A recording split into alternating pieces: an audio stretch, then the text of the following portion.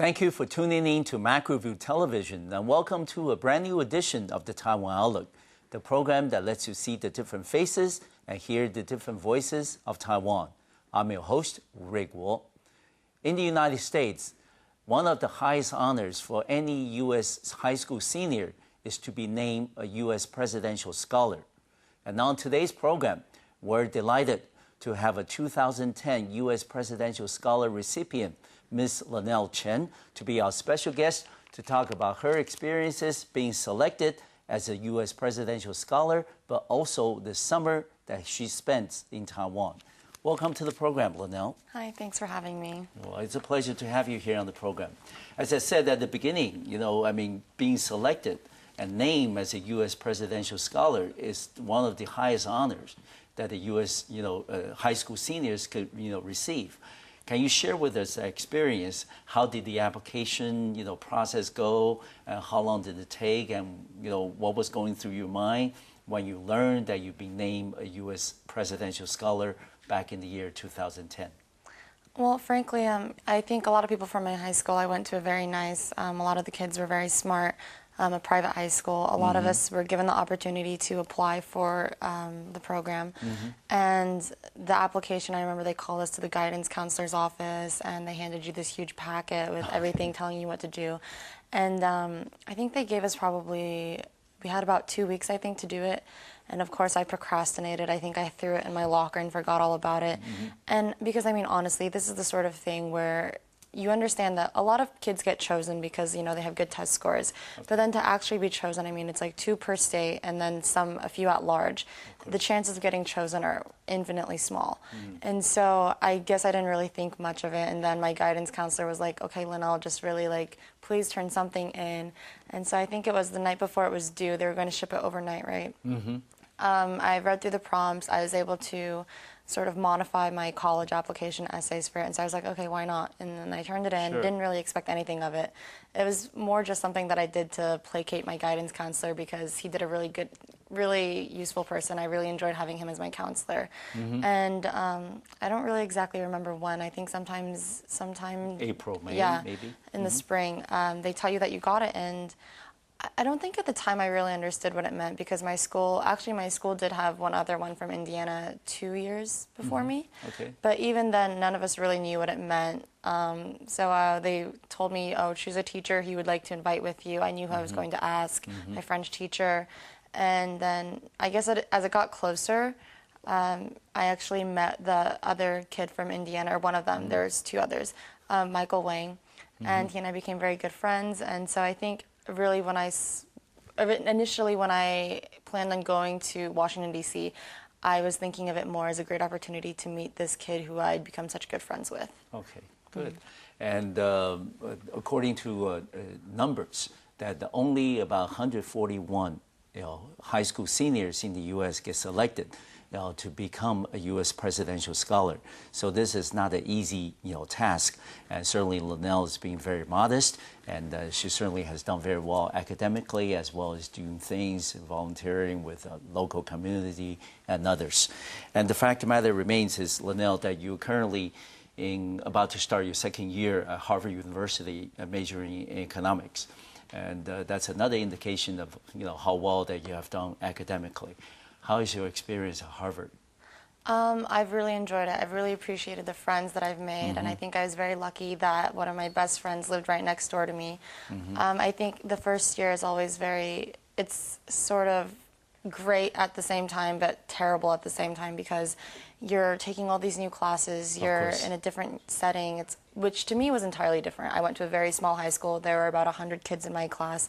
And so it wasn't really the size that terrified me. I've always been okay with having large classes and whatnot, but just the fact that it's odd not knowing everybody in your grade. And then you get to take new classes. I was very lucky to go to the high school that I did. I thought we had a great academic system, and we do. But the classes offered at Harvard, there are just so many more choices and everything. And so initially I did want to study economics, but now I'm not so sure. There's so many great concentrations available at Harvard. Exactly. And I think it's going to be very difficult deciding this coming semester. But you need decide your major by the end of the sophomore year, right? So you have some time. Yeah. And what will be some of the other areas or subjects that you might look into? Well, there's a mandatory writing class at Harvard called XBOZ, and all freshmen have to take it. And the general consensus is that all freshmen hate it. Okay. But I actually very much enjoy it. Yeah, I think XBOZ is one of my favorite classes. And I think, like, people used to ask me, oh, what courses are you interested in? Are you more of a science person or a math person or what? And I used to tell them, like, I really don't think I'm any of, like, I like math, I like science, I like English, I like history. I've enjoyed all my classes, but that was when I was in high school. I had great teachers who I could joke around with. They all knew my name. I mean, you know, we would hang out after class and everything. And in college, I guess you really see what it is to enjoy the subject as opposed to enjoying the teacher teaching it. Of course. And while I know I don't like physics at all, I didn't like it in high school either, even though I had a great teacher. I think I've now realized that I am more of a humanities person. I like writing essays. I find putting my thoughts on paper and typing it up to be very soothing. And so XPOS, people hated writing essays and everything, but I really enjoyed it. Okay. And maybe it's because I had a wonderful preceptor and I really enjoyed the subject matter, but I think in general I've realized that I do prefer writing essays as to like doing math problems or doing lab reports. And besides the subject area, what's the biggest difference, you know, based on your experience, you know, from going to a high school that's small in size and going to a very prestigious university that's big, very competitive, and has a lot of choices? It's certainly the amount of freedom that you have, which I think goes with college in general, and then also the class sizes. Okay. I think first semester, 2 of my classes were 2 of the largest classes that Harvard has to offer, Justice and Economics 10. And I think there are at least 800 kids. It fills the largest classroom. It's packed full. Justice, they have to lottery, which means that not all the kids get it. No. And so it's certainly a big change. Sitting in a lecture, like before in high school, I sit in a classroom and there's maybe like 10, 15? Yeah, at most. And then going to college, and when the teacher's lecturing, you have 800 kids around you. All right.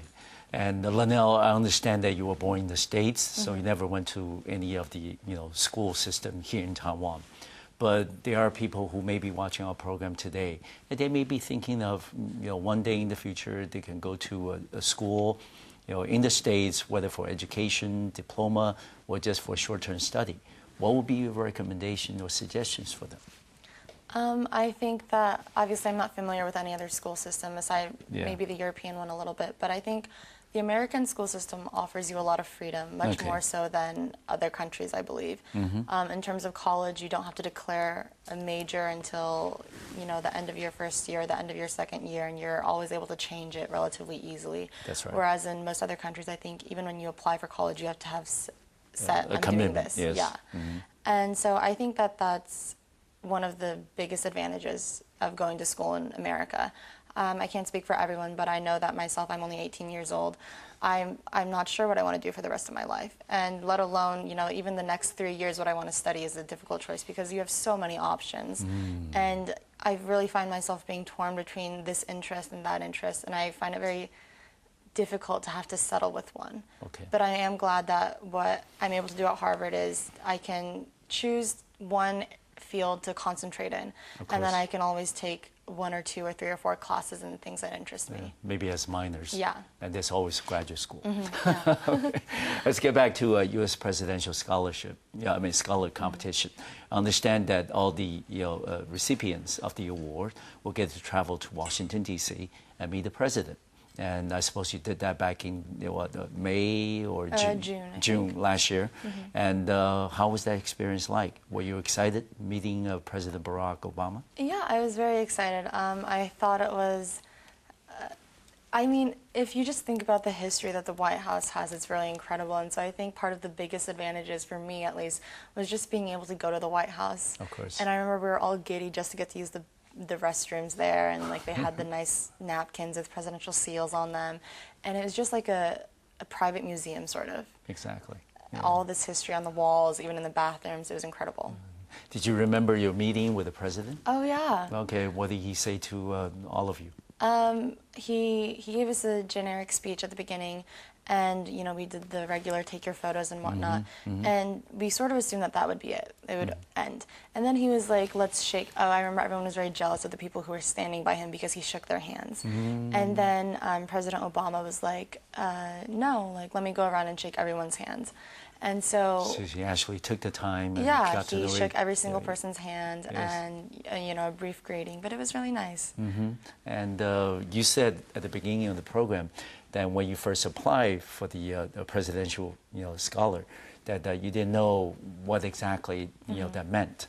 But upon receiving the award, you know, becoming a presidential scholar, now do you have a better, you know, appreciation of what that recognition meant to you?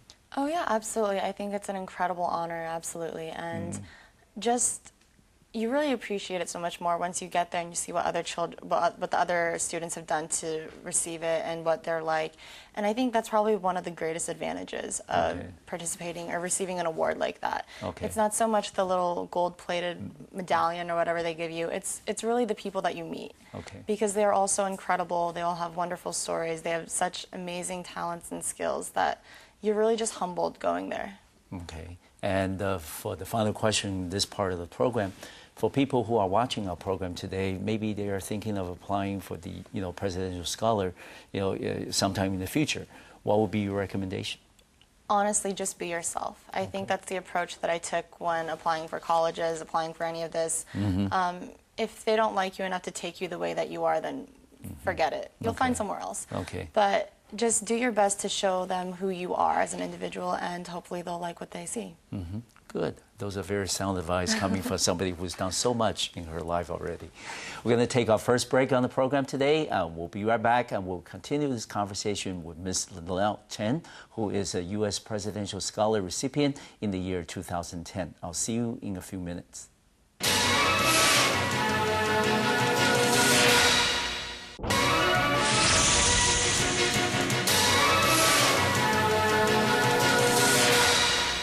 Welcome back to the second part of today's program here on the Taiwan Outlook. I'm your host, Wu Ruiguo. We will continue our conversation with Ms. Lynelle Chen, who is the 2010 U.S. Presidential Scholar Award recipient and who is now spending the summer in Taiwan. Lynelle, we understand that you were born in the States, but how about your parents? Were your parents born in Taiwan or, you know, somewhere in Asia? My mother was born in Taipei, and then my father came to Taipei when he was very young, I believe 2 or 3. Okay, so what part of the place did they settle down in Taipei? 大安区. Oh, 大安区, okay. So you still have, you know, friends and relatives in Taiwan? Most of my uncles. I had dinner with my father's aunt and his cousin and his sister the other day, and that was very interesting. Yeah, and you and I were talking before the program started. This is actually the first time you ever came back to Taiwan by yourself. Since I've been very little, this is the very first time I've been back to Taiwan. So at least being about 10 or 12 years? I think it's been more like 14. Okay, all right. How do you find Taiwan to be different from what you remember? Or do you remember anything at all? Oh, I don't really remember anything at all. Most of my experience in Asia has either been in Malaysia or China because my 2 brothers work there now. Okay. And compared to at least China, I think Taiwan is just leaps and bounds ahead. And my mother's very adamant against China. She refuses to go, like as do her siblings. And my father's always terrified of eating food from China. And I guess I've never experienced it firsthand, really, and so I always just thought it was, oh, my parents are being silly. But it's really true. I mean, Taiwan is, I think, it's actually not that different from America in a lot of aspects. It's very clean. People are very I think it's more polite than America. Yes. But compared to China, it's just entirely different. Yeah. It's even though we're only, you know, separated with one Taiwan strait. Yeah. Yes. All right. And let's talk about your educational experience in the States. You've certainly done very well academically in school, but I think it's also important for many of the Taiwanese families in the U.S. that they have a very solid, you know, family education. You know, what were the things or values that you have learned from your parents when you were growing up? It's actually very funny. We were talking about this at dinner because obviously the relatives were all like, oh, you know, Lynelle goes to talking all about all of my attributes and whatnot. And they were saying to my father, oh, you have to thank my mother, you know, for doing such a good job of raising her. And he was like, oh, no, it's just they all do it themselves. And I think that's probably the most useful thing that we got growing up. Okay. Don't do this for me. Don't do this for your parents. Do it for yourself. Okay. Because everything that you do today is for your own future. And so don't think about anyone else when you live today. Okay, and your parents gave you that freedom to make your choices in life. And do you often consult with them before you make a major decision? For example, when you were applying for college last year, you must apply to more than just one, right? And you're probably being accepted to more than just one. How did you come to the decision of going to Harvard? Actually, I know was that... it a no-brainer? No, I didn't decide until like 5 a.m. the day it was due. I was really torn between Harvard and Princeton. Okay. And obviously applying to colleges, they would tell me things, but it's like, don't worry, I did that 2 weeks ago, you know? It's like I was always 2-3 steps ahead of them, and it was usually me telling them like, oh, you need to give me this by this date because I need to turn it in. And so once I got my decisions and everything, of course, I knew what my parents would have preferred, but I was actually... it wasn't what I was leaning toward. And it wasn't until I was even more confused after I visited the schools. People will tell you, oh, you'll visit, you'll find which fits, you'll just know. And to me, it wasn't like that at all. It wasn't. I was even more confused. Okay. I think I was more set toward a school before I visited than after. And so I came up with all these lists and everything, and it wasn't really much help. And then I was talking about it with my brother, and he was giving me his outlook on college and whatnot. And originally my parents thought that I was going to choose Princeton, and probably up until 5 a.m., like what's the deadline, May 1st maybe, I think, or April 1st, something like that. Okay. I was going to choose Princeton. I was going to go to Princeton. I was set on it. And then 5 a.m., I'm talking to my brother who lives in Shanghai, so afternoon for him. And I changed my mind, and I was like, oh, do you think I should wait to tell mom and dad, like, when they wake up before I hit submit? And he was like, yeah, sure. And then I was like, well, I don't know. I might change my mind from now, and when they wake up, he's like, then just do it right now. Okay. And that's how I chose Harvard, I guess. Okay, well, that certainly turned out to be a right decision. I think you certainly enjoy your first year at Harvard. And given the fact that you've also done very well in school, and you also, done some community, service work, and you're also interested, I understand, watching cooking shows on television, PBS, and also when you were little, watching cartoons. How did you develop those interests? I think, when we were little, we didn't have cable television, and so PBS is sort of always on, that or the news. And I think when I was like 5 or 6, I didn't really care for the news that much. Okay. And so I remember in the mornings before we would go to school, I would watch cartoons, and it was actually timed very well because I would have to get to the bus stop, I remember, for kindergarten, I think, at like 8:16. Okay. And I probably lived like 2-minute walk from the bus stop. Okay. And so the television show was divided so that the first segment was probably 12 minutes. There was like a 2-minute break where they sang songs or something, and then the second segment. And so I remember I would use that as a gauge for when I should leave the house to go to the bus stop. Okay. And how about cooking? Cooking? I don't know. I think my mom hates cooking. My father likes cooking, but not the same way I do. Okay. And my sister's terrible at it. I don't know. I think I must have just seen, I remember watching this monk who used to bake bread. I forget, I think it was Baking Bread with Father Dominic. Okay. And I think that was one of the most entertaining shows I'd ever seen. Okay. And so, yeah. Okay, but now you're on your own at Harvard, at Cambridge. Do you cook? Oh, we still cook. Oh, okay. Me and my friend Thomas, whenever there's green onions in the dining hall, we'll always make 葱油饼. Oh, okay. And we made 炒年糕. Oh, okay. Good for you. Yeah, this summer I learned how to make jiaozi, so. Okay. And then I understand that Lynelle, going to Harvard is not an easy thing. You have a lot of academic demands. And you certainly seem to have a lot of, outside extracurricular, interests as well. How do you then balance? I think that for me, at least, it was easier. This school year I didn't do it so much, but I think next year I've learned from this year's mistakes. Normally I had extracurriculars all on Sunday, and I know I won't be able to change that because one of them is a group, and I can't until maybe later I can change it. Right. But I think I'm going to try to divide my time so that Friday and Saturday I can finish all my work, and then Sunday I'll be free. And we also gathered that you love to laugh. Yeah. And being happy is very important to you. when did you become, so convinced that this is the personal philosophy you want to pursue? Okay. I used to always tell people, because whenever they would remark, "Oh, you're always laughing," or "Why are you always laughing? Is there something Are you funny?" laughing at me? Yeah. I used to always tell them, I think in this world that there's really two emotions. You either laugh about things or you cry about things, and I choose to laugh about it.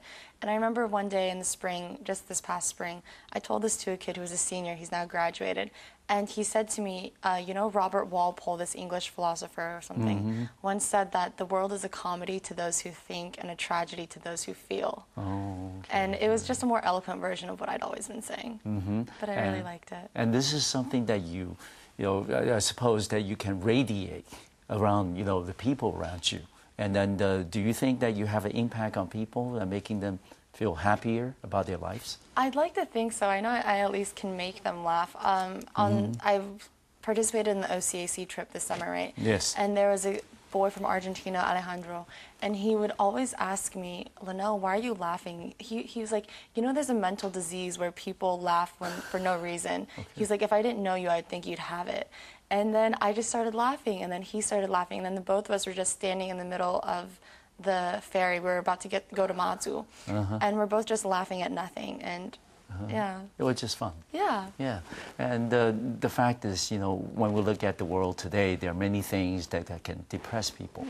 And maybe for somebody your age, you're a little, more occupied with your schoolwork, academic demands and things. So the fact is, there must be times that you're a little frustrated, maybe a particular quiz didn't go as well, or test, or your grades didn't come out the way you expected it, which I don't think is the case, but just suppose that happens. Is that, laughing a way for you to get out of the possible depression that you might find yourself under? Yeah, absolutely. I think this summer, actually, I spent 2 months at an orphanage, and so there's a lot of unfortunate things in the world, a lot of tragic things, and really when you face things... That could get you down sometimes. Yeah, absolutely. And I don't think, we sort of grappled with this in high school. I remember my English teacher, we were doing the whole postmodern crisis and everything, and he would ask us, "So what do you do? The world is terrible. What do you do about it?" And no one really had an answer. There was this one girl who was like, "Oh, the world's not that bad. Like, look at us."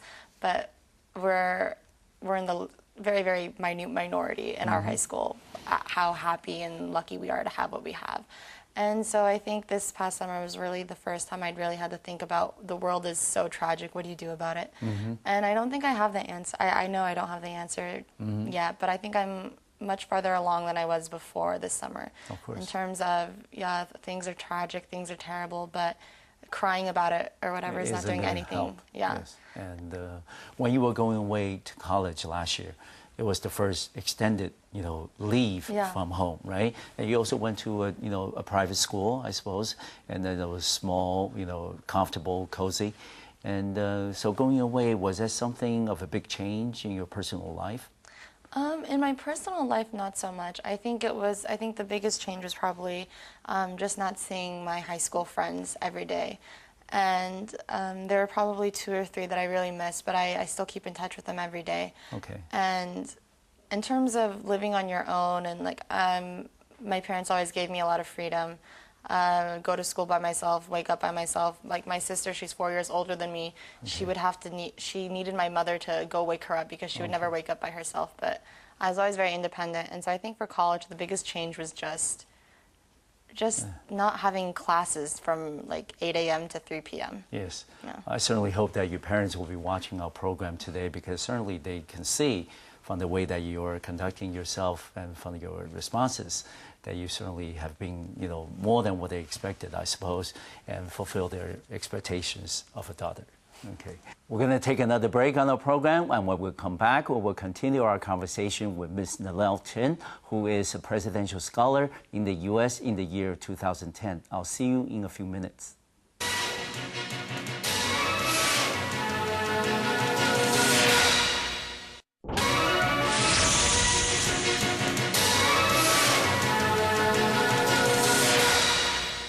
Welcome back to our program here on the Taiwan Outlook. I'm your host, Ray Guo. We will continue our conversation with Ms. Lynelle Chen, who is a 2010 U.S. presidential scholar who has participated this year in the summer at OCAC camp for the overseas Chinese youth.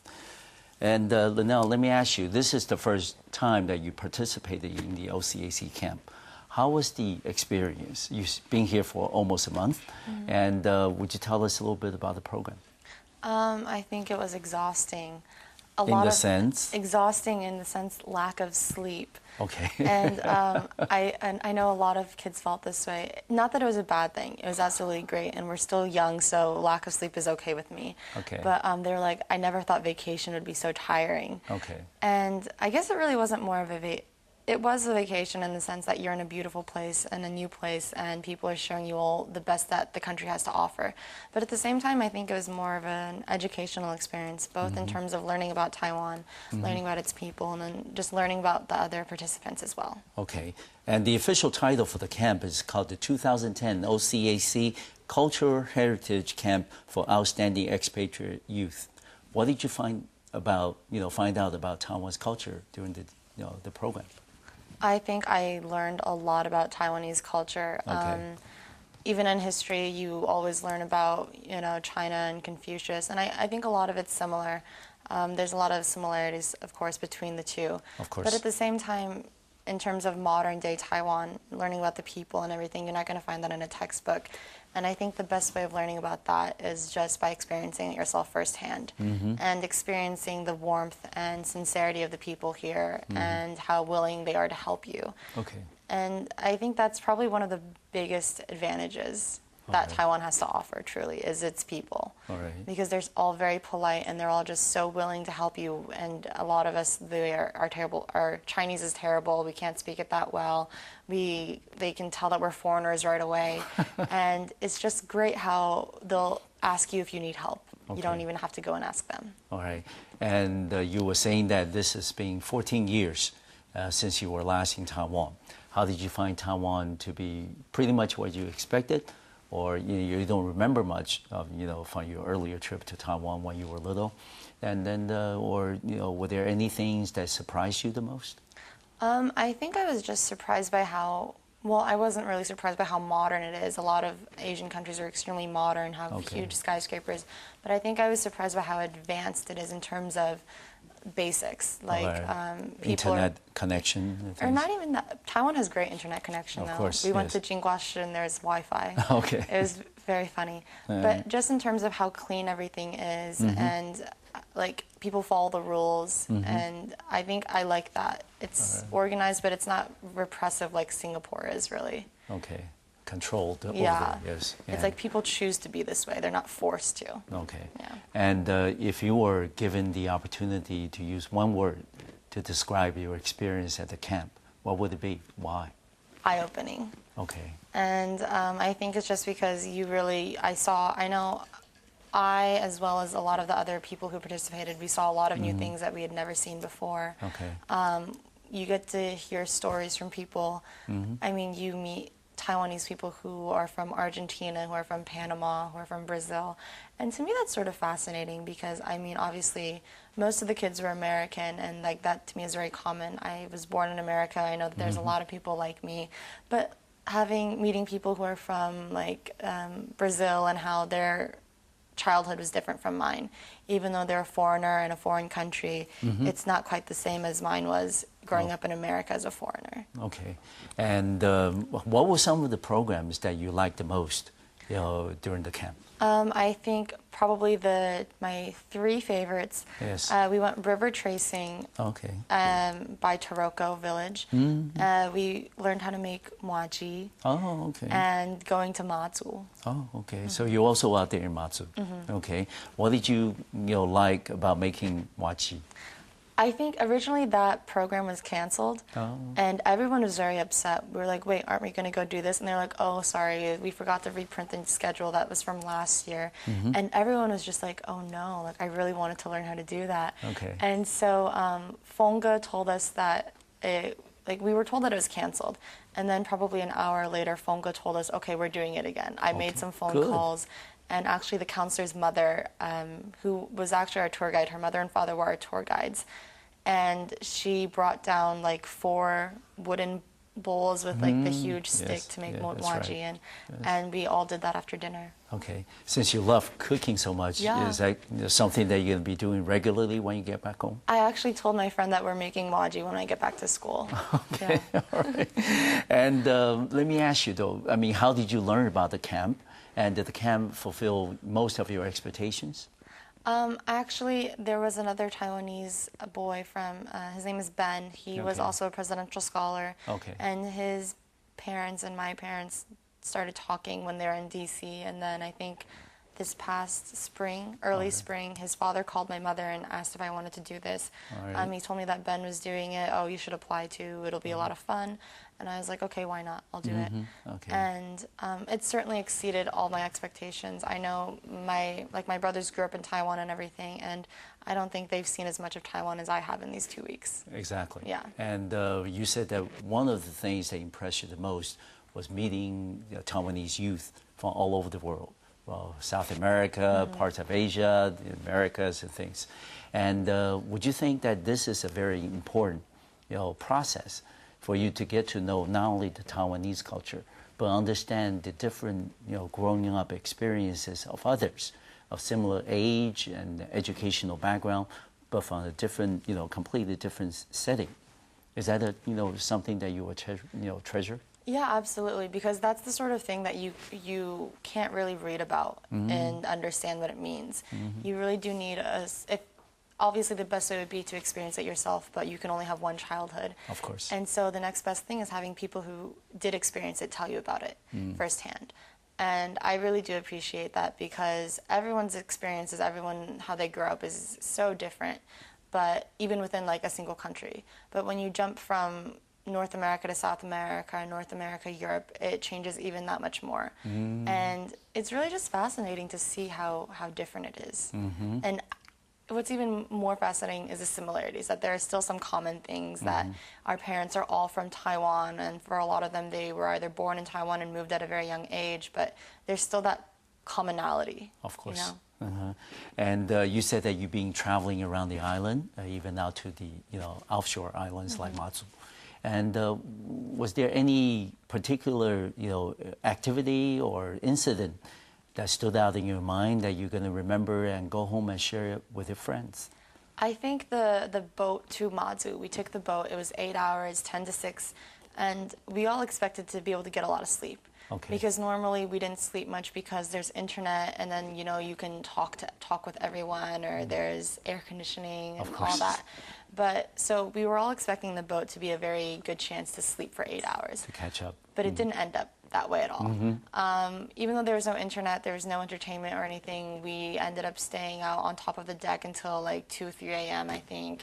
And then the next morning waking up at 7, or some people woke up at 5 to see the sunrise, and then going on with our day. But I think on the boat it was really great, because you're on a boat, you can't escape. No.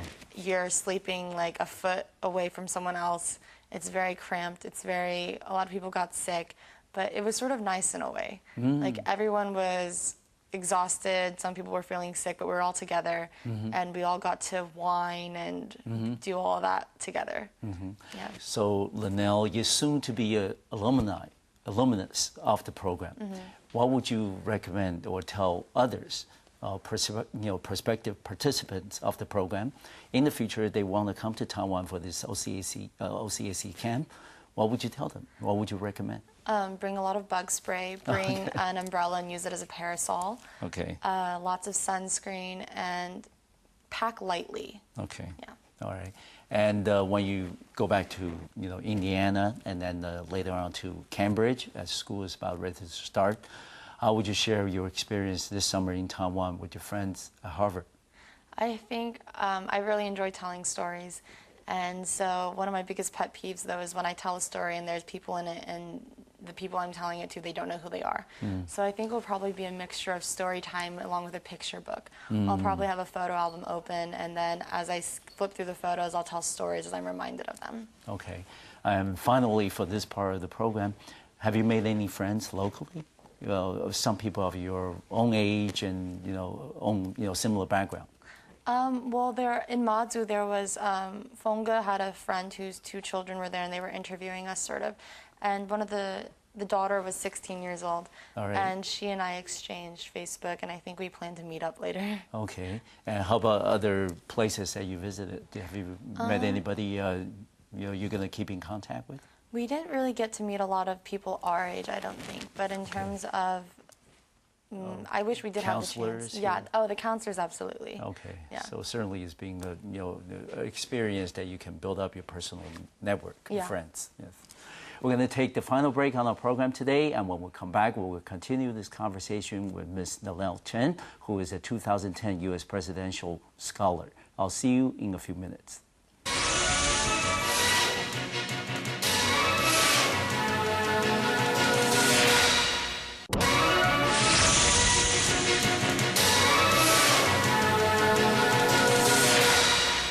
Welcome back to the final part of today's program here on the Taiwan Outlook. I'm your host, Ray Guo. We will continue our discussion with Ms. Lynelle Chen, who is the 2010 U.S. presidential scholar and who is here to participate in the OCAC summer camp for outstanding expatriate youth.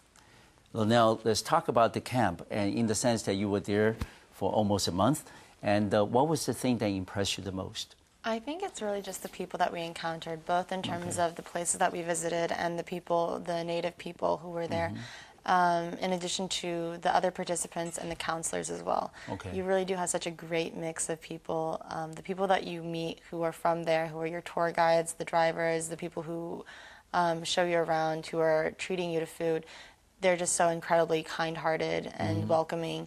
And then the people that you're living with on a day-to-day basis, the counselors and your other participants, they're all just so interesting. They have such fascinating stories. Everyone has something unique to offer. All right. And I think that was what I enjoyed the most. All right. This is the time that you ever spend extensively in Taiwan. And certainly now you know the people and also the place much better. What would you expect from your next trip to Taiwan? I'm sure I would stay longer. In fact, originally I was supposed to leave tomorrow. Okay. But I've already changed my flight Okay. to leave next week. Okay, so you're going to stay longer and then spend it with friends that you made in Taiwan and also your relatives. Okay, and in the process, during the camp, there were some of the activities maybe that you didn't expect, like making muaji. And were there other things that you didn't expect that came out to be a pleasant surprise? I think river tracing. Well, river tracing, I didn't really understand what river tracing meant at first. Okay. And so basically we all put on wetsuits and then we climbed upstream and we jumped off cliffs and whatnot. Okay. And I'm terrified of heights, but I really enjoyed it. Okay. I thought it was a lot of fun, and I couldn't believe that some people sat out. I understand that they weren't feeling good, but I just think that it was such an incredible opportunity that it was really sad that they didn't participate. Okay. And we understand that one of the considerations for our government, particularly OCAC, to conduct a summer camp for outstanding expatriate youth is to enhance the understanding and identification with the Taiwanese culture. And Lynelle, you're somebody who's ethnic Taiwanese, but you were born in the U.S. Of course, you were, trained and educated in the U.S. educational system, and you probably essentially can be identified as a, bicultural product. And how do you reconcile the differences between the two places? The place where your parents were born, and then you came back visit a few times only, and as compared to the place that you were born, you grew up, and you made all your friends, and now you're still going to school at. I think being a bicultural product is a really great thing. You're able to see the strengths and weaknesses of both places, and then you can synthesize that into creating what's best for you. Okay. So I really do think that I've been able to combine the best of both worlds, and I think I've been incredibly lucky to have that chance. Okay.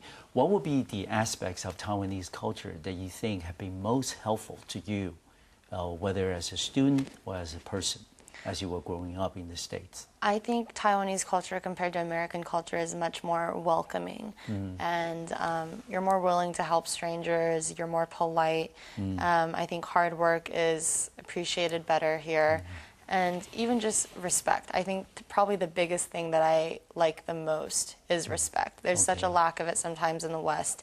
And I mean, you know, the subway, you stand up when it's someone elderly. That would never happen in America. You know, I'm going to go bye-bye. And it's actually a funny story because I was talking to my friend. I was like, oh, my American friend, right, from home. Oh, I have to go. I'm going to go bye-bye. And he's like, oh, what's that? And so I explained the process to him. And I think I just thought it was so funny that, and so amazing at the same time, that I'm explaining to my friend who's half Korean, half white, and his mother's adopted, so he's not even Korean, who's basically from New York, upper middle class, and who's never heard of anything like this. And I'm explaining it to him. I showed him a photo, and it was just great, like the cultural exchange that was happening. And when you go back home, then you're going to, of course, you know, tell people about your experience this time at the OCAC camp. And but as you continue your college career at Harvard, there bound to be, you know, times that maybe the issue of, you know, cultural identification that will come up, because culture, you know, Harvard by itself has many international students, you know, has many different, you know, students with different cultural background. Then how would you then, learn, then utilize your advantage as being a cultural product, you know, to help others and also help yourself, as you have at least 3 years left in your college career? Well, actually, Harvard's largest student organization is its Chinese students organization, and I'm actually the secretary of it. And so congratulations. We throw a lot of great events. I think the most popular events are ones that offer food, but even food is a great way of sharing culture. But we have speakers and we have political events, and I remember that we had a film documentary about cross-straits relations between Taiwan and China.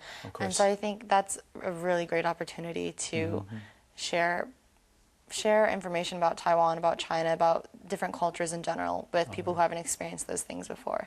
And I'm actually very looking forward to going back to school and starting up with CSA again. Okay, good. And this is maybe a question that's a little premature, but the sense that in the future, you know, you're bound to graduate and start working and maybe have your own family. And how would you then look at Taiwan? What would Taiwan play? What kind of role would Taiwan play in your life or in your family life in the future? I think when I grow up and start my own family and whatnot, I think Taiwan will still be the motherland, really. All right. It's the homeland. It's the place where my parents grew up. It's how they were raised and how, in a way, how they raised me. Certainly at home, that's how I was raised. I really got American culture from school and television, but at home it was, Taiwanese culture. And so I think even when I do grow up and have children of my own, it will just be the homeland for them. And we know that recently there's a very popular book back in the States called Tiger Mom, talking about the different experiences growing up in the Asian culture or Chinese culture setting. And how would you then look at your own experience growing up? What would be some of the things that you would like to continue, from what you learn from your parents and pass it on to your children when you become a parent yourself? I think Tiger Mom, the upbringing that is depicted in there is entirely different from the upbringing that I had. I know that it's similar to, I remember my cousins used to sit in front of the piano and practice and cry, and their mother would just, force them to practice. And for me, like, I played clarinet and saxophone growing up, we all did, but it was just, my mom would be like, if you don't practice, you're going to be bad at it. Is this something that you want to be bad at? Like, don't do this for me, do it for yourself. If this is worth something to you, then be proud of what you can put out. And so to me, that was always what motivated me to do anything. Like self-respect and the willingness, the desire to make myself the best that I could for me. And in the sense that maybe in the future when you become a parent yourself, these are the qualities that you will want your children to have as well. I think from conversation with you today, certainly came across very vividly that you're very independent, and you only do things that you think is beneficial to you, that you're not doing it to please anybody else. Are these the kinds of qualities that you find sort of like a combination of the two cultures that you're exposed to, Taiwanese and American on the set? Yeah, absolutely. I guess I never really thought about it that way, but Americans certainly do have that American independence and whatnot, but I think a lot of times it's just the independence. It's not really combined with a lot of thinking ahead or anything like that. And so you have someone who's very independent, but not much to show for their independence. Okay. Whereas Taiwanese culture, I think it's very work hard, very filial piety. Dedication. Yeah, dedication. Yes. And so I think when you combine the two, you end up with someone who's very independent, but they also have something that they're working toward. Okay. I don't want to, burden you with this, phrase I'm going to use, but you're sort of like a goodwill ambassador, between Taiwan and the U.S., especially among your generations. And how would you then, given the fact that there's, so much information available on the internet, so many technological communication devices available that people can communicate back and forth instantaneously, how would you? If you welcome that role as the goodwill ambassador between the two countries, how would you then utilize what's available and what's out there to try to bridge the two cultures? I think really I'm just one individual. Granted that school gives you a lot of opportunities. You have such a high concentration of amazing, talented young individuals in such a small area that you can tell someone one thing and the next thing everyone's heard of it. And so I think that's really a great opportunity. Really the best way I think in terms of being a goodwill, not that I think I am, but if you want to say that I am, probably just leading by example, honestly. You show people that this is what people can strive, this is what people can do. And I'm no different from you, you're no different from me. You can do this too. And you just show them how to do it and ask them if they seem confused, if they have any questions, because people are often very shy about asking questions. So sometimes you sort of have to force them to interrogate them. Are you sure you don't have anything you want to ask? Yeah. And then after that, it's up to them to take the initiative and do it themselves. All right. And Lynelle, you said at the beginning of the program you like to write, put things down on the paper. And upon going home, what would you write about your experience this 1 month in Taiwan? I've been keeping like a daily journal that I just type my thoughts down onto a Word document. Okay. And I think I started doing that because there were times in the past where I would be like, I remember this day I felt like this or whatever, but I don't remember exactly why. And so this way I can just go back to that date and read exactly why it happened. And so I think that journal to me is something that's very invaluable to me. Okay. And a month from now or 2 weeks from now when I'm away from Taiwan back at school and I wish I could remember what I did that day, I can just go back and look at it. Okay. We have about a minute left in the program. I'm going to give you 30 seconds to say something to your parents who will be watching the program, I'm sure, when we air it. What would you like to say to them? Okay. Mom, Dad, I know you worry about me a lot, more so lately than you used to. And you really have no reason to worry. It's the same way as before. When I was little, I would go to the bus by myself. I could have skipped school, but I didn't. And it's the same thing now. You don't need to tell me what to do. I know what I should do. And the more that you worry about me, I think it's the more dependent I become on you. And so just know that I'll do the right thing. Know that I've had enough experience. I'm only 18, but I think I've had enough experience to know what I should be doing and what I shouldn't be doing. And just don't worry about me. Okay. Terrific. Lynelle, it's been truly a pleasure to have you on the program today. Certainly want to wish you all the best as you continue your college career at Harvard. Oh, thank you. Okay. Thank you for watching our program today. I'll see you next time on MacroView Television. Thank you.